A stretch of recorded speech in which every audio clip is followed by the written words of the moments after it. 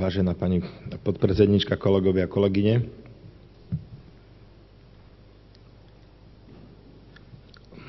Je nedeľa, 12 už máme za sebou. Aj keď priznám, že počas služby som trocha zadriemol, aby som bol ešte svieži, keď pôjdem vystúpiť. Chcel by som začať s tým, že pokladám to za veľmi nevhodné, že parlament rokuje v nedeľu. Je to podľa mňa neúcta k tomu, akým dňom je nedeľa a ako ľudia na Slovensku ju berú. Viete, môže niekto namietať, že aj iní ľudia musia robiť v nedeľu. Áno. A úcta všetká ich práci, ako napríklad lekári alebo hasiči. Ale vôbec nie je pre dobro Slovenska a nemusí parlament rokovať v nedeľu, pretože to prináša nejakú výhodu pre občanov. Myslím, že v tejto chvíli je to len vhodne zvolený termín, lebo tak vyhovuje Smeru.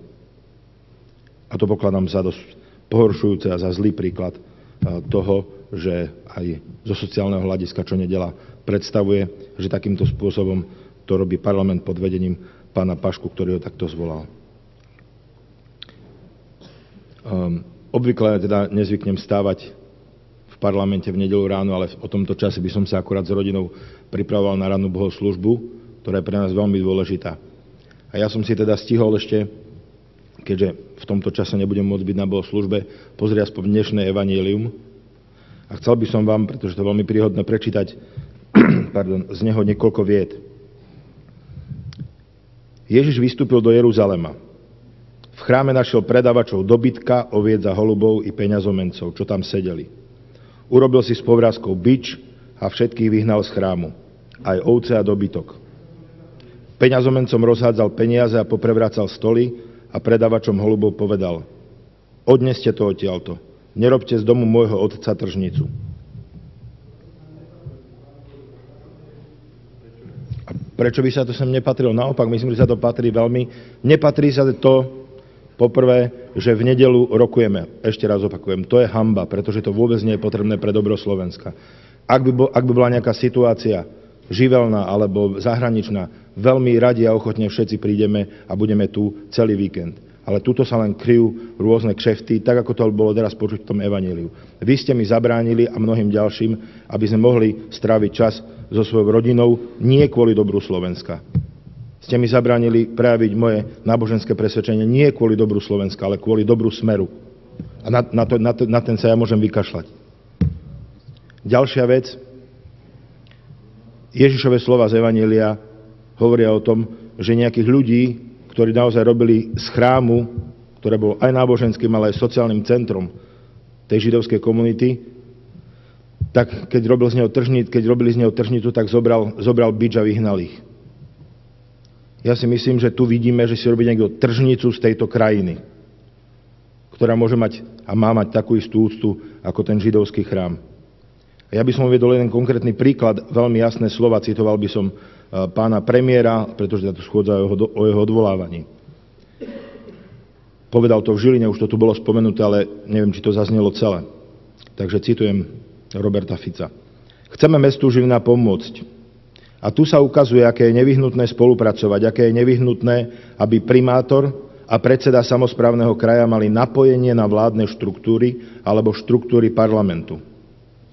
A práve takéto prepojenie, že pán primátor je súčasne aj poslancom parlamentu, ale aj to, že sme spoločná politická štruktúra, umožnilo prijať takéto rozhodnutia, inak by tieto rozhodnutia boli prijímané veľmi ťažko.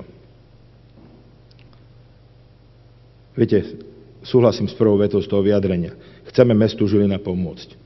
Ja osobne som dlhé roky v Žiline pracoval, mám tam poslaneckú kanceláriu a bývam nedaleko tohto nášho pekného krajského mesta.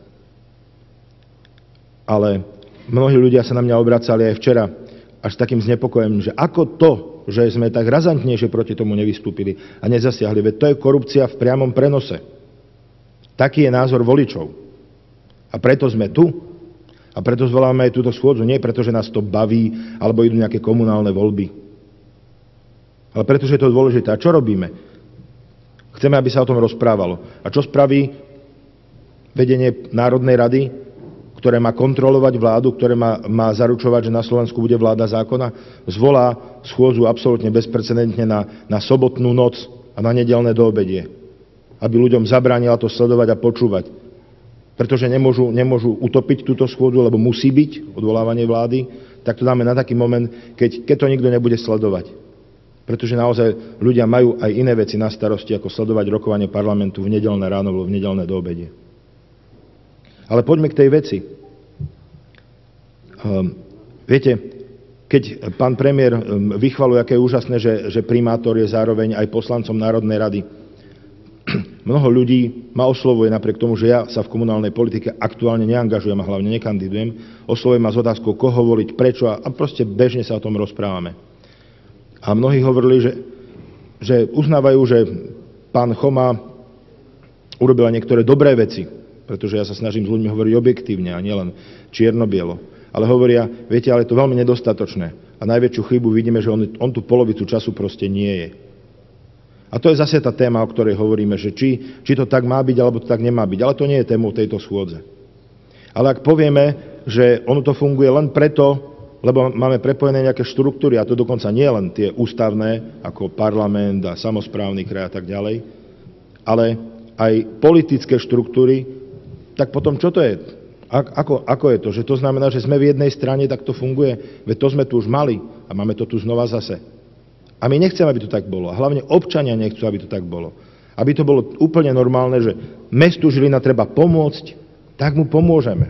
Treba pomôcť Hnúšti, tak pomôžeme Hnúšti. Trnave, tak Trnave. A máme na to nejaké kritéria. A peniaze všetkých daňových poplatníkov sa rozdeľujú podľa nejakých jasných potrieb. A nie, že niekto argumentuje, ale my sme v rovnakej politickej štruktúre. Ja si myslím, že toto je veľmi vážna vec a moje presvedčenie je, že za to nesie premiér zodpovednosť a je to dôvod na jeho odvolanie, pretože nie touto jednou vecou to činí, ale touto jednou vecou naznačuje, že aký je tu systém. A o tom hovoríme, že dôvodom na odvolanie je vznik takého systému. Že jednoducho ono to tu tak funguje. A viete, prečo to tak funguje? Pretože ľuďom je to blízke. Pretože sme si z rôznych dôvodov na to zvykli. Možno ešte z tých dôvod pred novembrom 89, ale to nie je asi jediný dôvod. A že mnohí, dúfam, že nie väčšina, ale mnohí hľadajú, kde by sa vhodne napojili na tie vhodné politické štruktúry, aby aj oni, ich mesto, ich rodina si pomohli. A zdá sa, že namiesto toho, aby lídri tejto krajiny robili niečo proti tomu, tak sa jednoducho na tom väzú. Ľudia to vlastne tak chcú, ľuďom sa to tak páči a my oslovíme tých vhodných, kľúčových v regiónoch, buď s nami, maj s nami spoločný mešec a pôjdeme do toho a bude nám fajn. Veď však možno, že niečo kapne aj tomu kraju, aj tomu mestu. Ale toto je nepriateľné. Aspoň pre mňa je to nepriateľné a pre mnohých ďalších slušných a normálnych ľudí. Ale ešte raz opakujem, toto je vec, ktorú táto vláda, strana Smer jednoducho inštitucionalizujú, kryjú, využívajú, vezú sa na nej. A nerobia absolútne nič proti. Áno, tu sme mali výstavku Dastíženie národného chasiajstva, keď to predstavoval pán premiér alebo pán minister vnútra, aké všelijaké úspechy sa dosiahli. No pán Boh zaplať, veď my nehovoríme o tom, že vás majú teraz na mieste zastreliť alebo všetko od A do Z ste urobili zle. Ale tu treba vyvodiť takú zodpovednosť a ochotu, aby sa veci zmenili. Viete, ja nie som zvyknutý hľadať chyby na iných. Ako aj kresťan som zvyknutý hlavne hľadať na vlastné chyby a ich riešiť, či už na spoveď alebo do nejakého rozhovoru a hľadať spôsob, ako sa ja môžem zmeniť. Ale tu hovoríme o verejných činiteľoch. A my nemôžeme mlčať na to, ak sa dejú takéto veci. A na záver, pretože nechcem hovoriť dlho, by som chcel povedať jeden odkaz pánu premiérovi. V poslednom čase si zvykol napríklad na hodine otázok, alebo práve keď sú takéto príležitosti odvolávania člena vlády, tvrdiť, že vy ste zlomyselní opozícia, vy ste zlí ľudia, vy sa tešíte, keď je to na Slovensku zle. Ja som presvedčený, že to tak nie je. Určite to môžem potvrdiť za seba. Ja sa modlím a prajem vláde Slovenskej republiky, aby bola úspešná. Modlím sa a prajem aj pánu premiérovi, aby bol úspešný, aj pánom ministrom, aby boli úspešní. Nie kvôli ním, nie kvôli Robertovi Ficovi alebo Robertovi Kaliňákovi, ale kvôli tomu, že sú vláda Slovenskej republiky. Ja mám rád túto krajinu a prajem, aby sa im darilo. A preto, keď mi niekto povie, že sa teším, aby bolo zle, alebo teším sa z toho, že je zle, alebo dokonca si to prajem, tak sa proti tomu ohradzujem a pokladám to za nezmysel. Dosť často v poslednom čase cestujem po krajine a keď vidím nejakú rozostávanú diaľnicu, napríklad pri Vrútkach, pri Dubnej skale, alebo smerom na východ, alebo vidím úpravy železničných koridorov, tak sa vyslovene v tej chvíli idú s autom alebo vlakom, modlím a žehnám, aby sa darila tá stavba, aby sa postavila. Hlavne, aby tam nikto nezomrel, aby to bolo postavené kvalitne a rýchlo. A mňa nezaujíma pri tom, či je minister Počiatek alebo niekto iný. Pre mňa je dôležité, aby to fungovalo a aby ľudia tejto krajiny mohli naozaj používať to, čo je pre nich dobre, čo zlepší aj podnikateľské prostredie, zamestnanosť, dopravu, infraštruktúru.